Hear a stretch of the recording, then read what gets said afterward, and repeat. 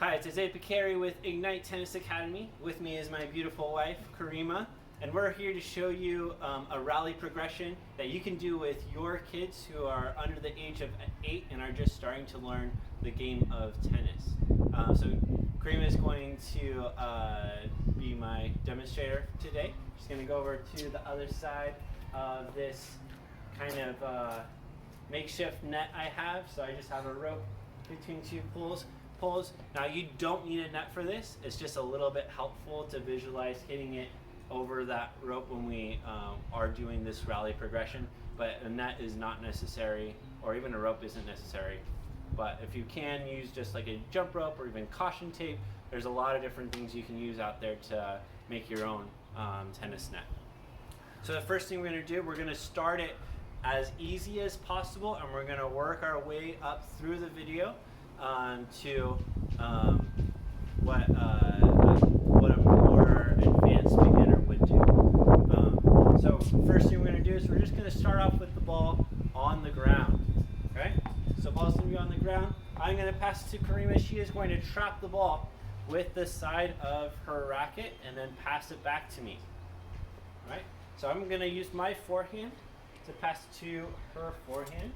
So I'm just going to push it to her on the ground. She's going to trap it with the side of her racket and push it back to me to my forehand, okay? Now, I like to set a goal, okay? So if she's my student, I'm going to be like, all right, we're going to try to get to 5 passes in a row. All right, see if we can do that. Ready? Here we go. 1, trap, set, and pass.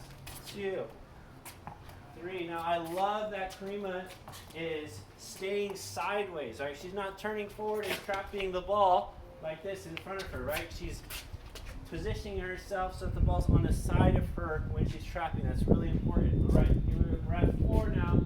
Trap and pass and trap, and that is 5. Okay, next progression is now we're going to do the same thing, but we're not trapping it. This is actually pretty hard, okay? But we're going to try and see if we can do this. Okay, here we go. 1, 2, 3, 4, and 5. Nice job. Okay, so now we're going to do that same thing with the backhand. We're just going to show that really quick. So I'm just going to use the backhand, 2 hands, making sure I'm staying sideways and trapping the ball on the side of me. So that's 3, doing a trap. Well, don't forget to trap it first before you pass it. Good. Okay, we'll say that's 5. Then the next progression again, we would do it without trapping it. Next thing we're going to do now is it could be either forehand or backhand. Whatever side I pass the ball to, Karima has to turn sideways to that side and trap the ball and then pass it back with that shot. So I'm going to give it to her backhand first. So she's got to trap it with the backhand, pass it back. All right, so I'm going to try with the forehand because she passed to my forehand. I'm going to give her a forehand now, see if she can handle that. Good, nice. You want to give me a backhand, so I got to trap with my backhand. Okay, so you can see you can do that. And then the next progression for that would be doing the same thing, but without trapping now. Okay? So next progression is now we're moving from off the ground. What I'm going to do now is I'm going to pick up the ball. I'm going to hold it in my hand. I'm just going to drop the ball, turn to my forehand side. Now, since we're in a tight space, it's really important that I'm not starting with my racket all the way back here, because guess what?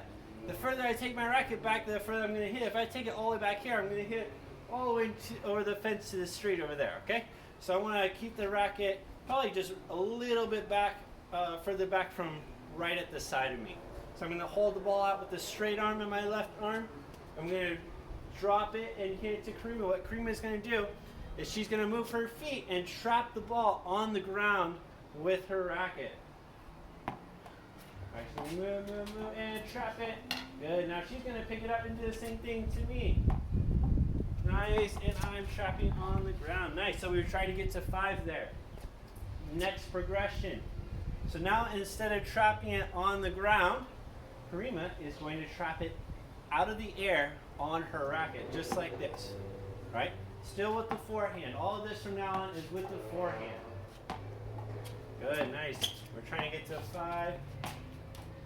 Good shot. Awesome job. All right, we'll just say we got to 5 there.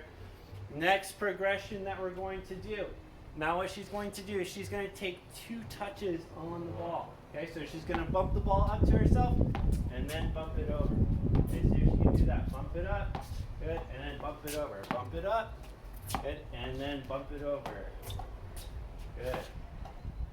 Nice job. Now with this one, we can make it forehand or backhand. When you're trapping the ball on your racket, it only works with the forehand side because the backhand requires 2 hands usually. But for this one, it could be forehand or backhand now. All right, so I might hit her backhand side.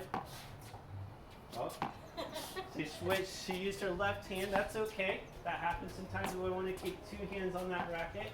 Nice, good. So I'm going to bump it up. Let me give her a forehand now.